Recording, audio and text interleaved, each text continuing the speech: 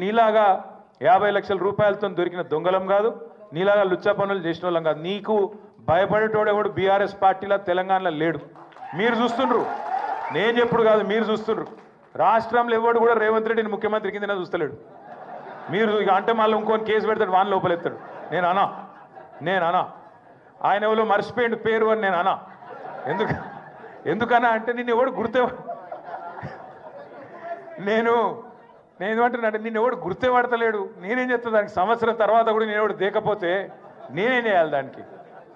ఇప్పుడు పెద్దలు ఎప్పుడో చెప్పారు, అందుకే కనకపు సింహాసనంలో శునకాన్ని కూర్చోబెడితే దానికి ఆ బుద్ధి రాదు. అందుకే భయపడేది లేదు, బాధపడేది లేదు. ఎన్నిసార్లు పిలిచినా పోతా, కానీ మీరు మాత్రం దయచేసి తదేక దీక్షతోని మన నాయకుడు కేసీఆర్ గారు చెప్పినట్టుగా ఉద్యమంలో ఎంతైతే కమిట్మెంట్తో పనిచేసినావో అంతే కమిట్మెంట్తో పోదాం.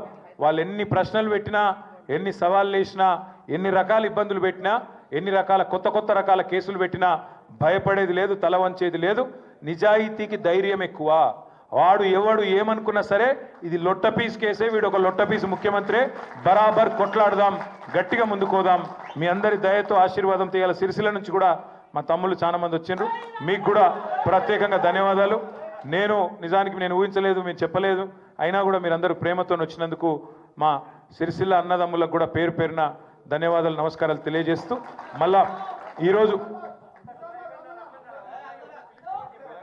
మళ్ళా ఏమైనా రమ్మనాలంటే మళ్ళీ ఏమైనా క్వశ్చన్లు ఉండాలి, వాళ్ళ దగ్గర ఏం లేవు. రేవంత్ రెడ్డి మళ్ళీ ఏమైనా క్వశ్చన్ పంపితే రమ్మంటారేమో, పోతా. రేవంత్ రెడ్డి ప్రశ్నలు పంపుతాడు, మళ్ళా పోతా, మళ్ళా చెప్తా, మళ్ళా చెప్పొస్తా. రేవంత్ రెడ్డి ఒక లుచ్చాగాడు, దొంగ, ఆయన లెక్క మేము లుచ్చ పనులు చేయమని చెప్తా, పక్కా చెప్తా. గింతేనా? జర ఆగురా పోయి. దేనికి సంబంధించా? లేని అవినీతిని పట్టుకుందామంటే ఆడికెళ్ళి దొరుకుతుంది. లేని అవినీతి గురించి లొట్టపీస్ కేసుల పాపం ఎత్తుకుతా ఉన్నారు వాళ్ళు. నేతి బీరకాయలు ఎంత నెయ్యి ఉంటుందో ఇక మీకు తెలుసు, మైసూరు బోండాలు ఎంత మైసూరు ఉంటుందో ఇంట్లో కూడా గంతే ఉంది.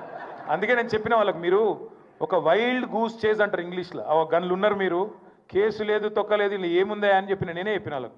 ఏముంది, ఏం అడుగుతున్నారు మీరు? వాళ్ళు ఏమంటారంటే ఫైల్ ఇళ్ళకెళ్ళి అందులోకి పోయింది నీకు ఎరికేనా, అందులోకెళ్ళి ఇళ్ళకి పోయింది నీకు ఎరికేనా. నేను చెప్పిన, ఒక మంత్రిగా, తెలంగాణ బాగుని కోరే ఒక వ్యక్తిగా నేను నిబద్ధతగా మా రాష్ట్రం కోసం, మా హైదరాబాద్ బ్రాండ్ ఇమేజ్ పెంచేందుకు తప్పకుండా ఈ రేస్ ఇక్కడ ఉండాలని నిర్ణయం తీసుకున్నా.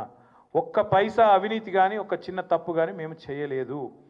చేసినట్టు ఇప్పటివరకు మీ కేసులో మీరే రుజువు చేయలేకపోతున్నారు.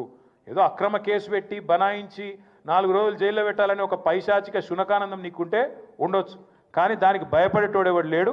అల్టిమేట్గా న్యాయస్థానాల మీద మాకు విశ్వాసం ఉంది.